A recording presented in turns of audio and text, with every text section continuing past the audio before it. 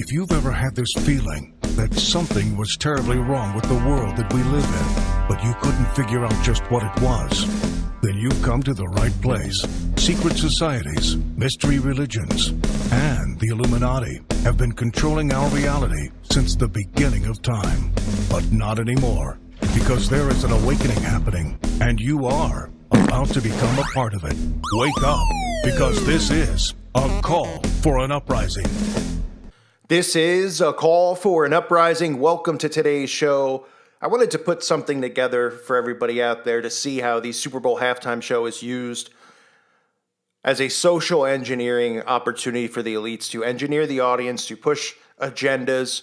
And of course, we always see the same symbolism over and over, year in and year out. I want to take you through the history, going back to 1993, which is really where the Super Bowl halftime show became a big spectacle. Up until this point, I'm not going to go through every every show. I watched all these halftime performances just to do this video for you guys, but I wasn't going to do pictures and screenshots of, all-seeing eyes over there, holding up the 666 and stuff like that. I wanted to show you just the main things you can look for, something easy that you can show your friends.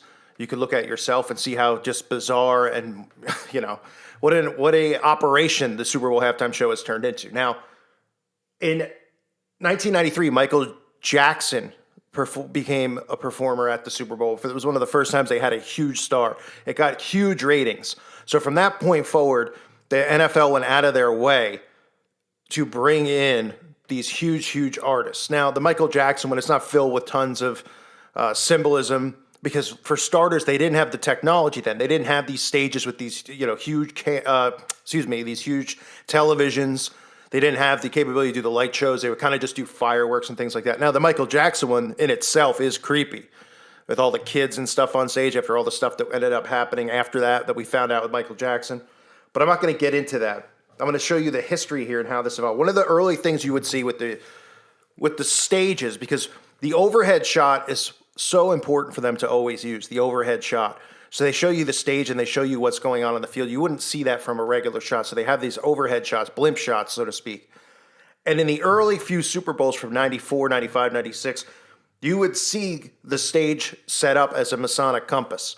You'll see it with ZZ Top and the Blues Brothers and some of the other bands that performed. You could see the Masonic compass there. Obviously, the NFL affiliated with Freemasonry.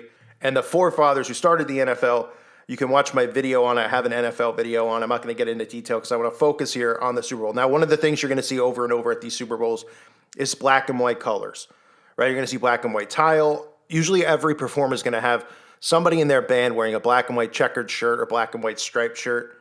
You see Katy Perry with the black and white floor, right? You see other performers with the black and white symbolism. And the other thing is the pentagram. These people always are wearing the star in their shirt, from Paul McCartney to Steven Tyler of Aerosmith, to Katy Perry, who, of course, rides in on as the Whore of Babylon in her performance when she was at the Super Bowl.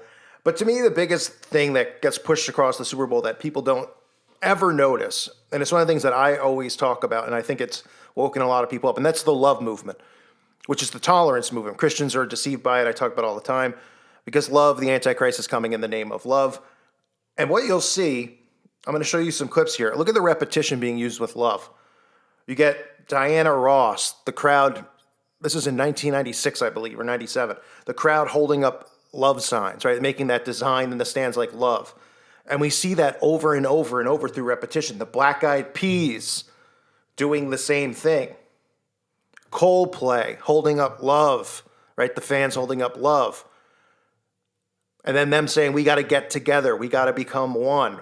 We've got to love, right? This is the tolerance movement. This is the acceptance movement. Remember, Aleister Crowley, do what thou wilt shall be the whole of the law under love.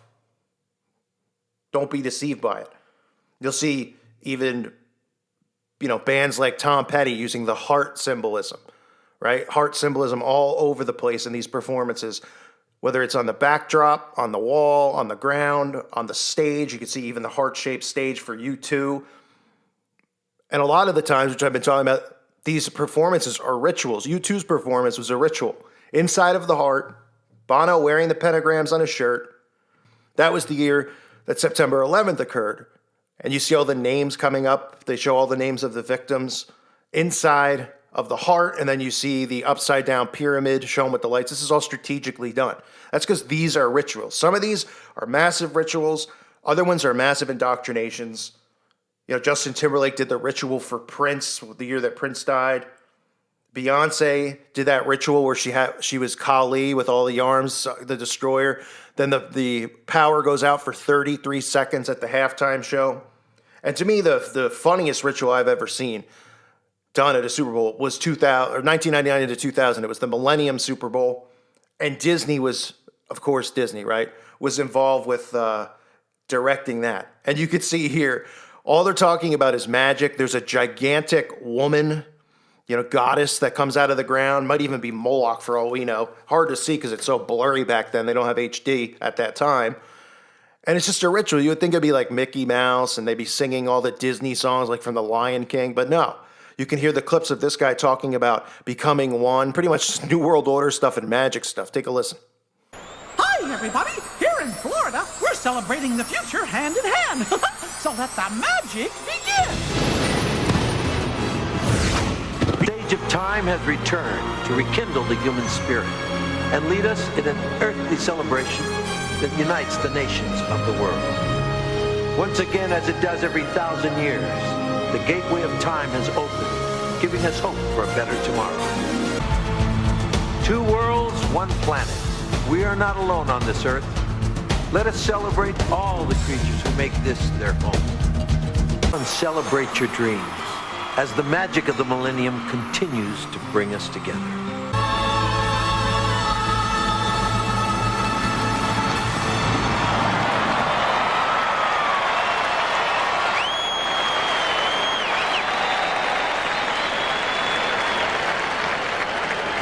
That's just a taste of the entertainment you'll see at the Walt Disney World's Millennium Celebration during the coming year. Thank you for watching the That's nothing more than an indoctrination, talking about magic into the future, magic, magic, magic, as they worship this giant statue. I mean, and people at home are just like, ooh, ah, right? They don't know what in the world they're watching. Just like with the Olympics, when they do these rituals before the Olympics, they have no idea what they're watching. And they're just like, oh, interesting, performance art. Hey, honey, look, it's performance art. You're actually involved in a ritual right now by watching this. Little do you know. And another one that was really, really funny to me was there was an opening that was about, you know, choose. It was about choose. You have the right to choose. They were pushing freedom and pushing voting, right? As if your vote matters and you could choose any life path you want. You could become whoever you want to become. Laughable stuff that we see. Choose to pursue your dream. Lift off. Choose to speak your mind. Choose to be independent. To care. Choose to vote. Choose to vote. Choose to vote. Choose to vote. And of course, we can't forget Madonna when Madonna dressed up as the Baphomet, you know, with the Baphomet ant horns, and she's pushing love, of course, as well. She's got right on the stage, love. It's all the same stuff. It's all the same repetition. These artists are always talking about love. The heart symbol has nothing to do with the heart. Do you think the human heart looks like that? Okay, it's an occult symbol. That's what it is. The Antichrist is coming in the name of love. They're pushing love. You think these people love you? Open up the Talmud and see if they love you. You're cattle to them. We are all cattle. They are trying to get rid of us and lead the remaining people into the acceptance of the Antichrist and the worship of the Antichrist and Luciferianism. So Madonna even dressing up. Every year it's the same stuff. Even if it's something that's very small. You know, people criticize me some years for covering, you know, even like last year, Maroon 5. Well, I mean, the guy's got the pentagram on him. He's doing rituals inside of fire circles, right? Isn't that another common thing we see? The magic circle in flames. You got Destiny's Child inside of it. All of these bands inside of it performing. There's nothing original about it. You see the repetition. There's nothing original about preaching love. Not at all. You see Lady Gaga with the pentagrams coming out of the ground all around the stage. Pentagram, pentagram, pentagram, right? Paul McCartney just, you know, you're going to perform at the Super Bowl. You're not going to the grocery store. And the shirt he picks just happens to be a plain red shirt with a star on it. That's because we know what the star represents. It's the pentagram. But people think it's just a star. These people are obsessed with it because they let you know who they are and what they believe and the power of magic, right? I mean, you can see it with the Sorcerer's Apprentice and Mickey Mouse. The hat's got the stars and the crescent moons on it. Who does that remind you? Oh, that's Baphomet. There he is. Right? These people are the controllers. They are here to influence. They are here to deflect. They are here to distract. And they are here to indoctrinate. And through doing all of this stuff, they desensitize people into the acceptance of the occult. Because this stuff is becoming so more normalized. Look what's happened to our society, how people have turned against one another. They're taking away free speech because it's hate speech, because they want you to be tolerant of everything. But then they're not tolerant of us, so it's hypocritical. They don't want free speech. They don't want any of this stuff. They want tolerance of all. They don't think because they're trained not to think. They're programmed. We're the remaining ones who critically think still. The Super Bowl halftime show is nothing more than the highest rated thing on television every year in America. 100 million people watch the Super Bowl, and specifically the halftime show, because there's a lot of people who don't even like football who watch just for the halftime show. And they put the messages out there because they know it's the most amount of people. They could put the biggest ritual they want out there, which you're going to see at this year's Super Bowl, the ritual for Kobe Bryant. None of this stuff is a coincidence. This is all strategically done. I wanted to do a quick video as I sat through all those things and show you how this has evolved from not having all this pyrotechnics. I mean, if you look at the bands that played in the first few Super Bowls, they're like marching bands from local high schools, and there's some jazz bands and stuff. And then it evolved from Michael Jackson on.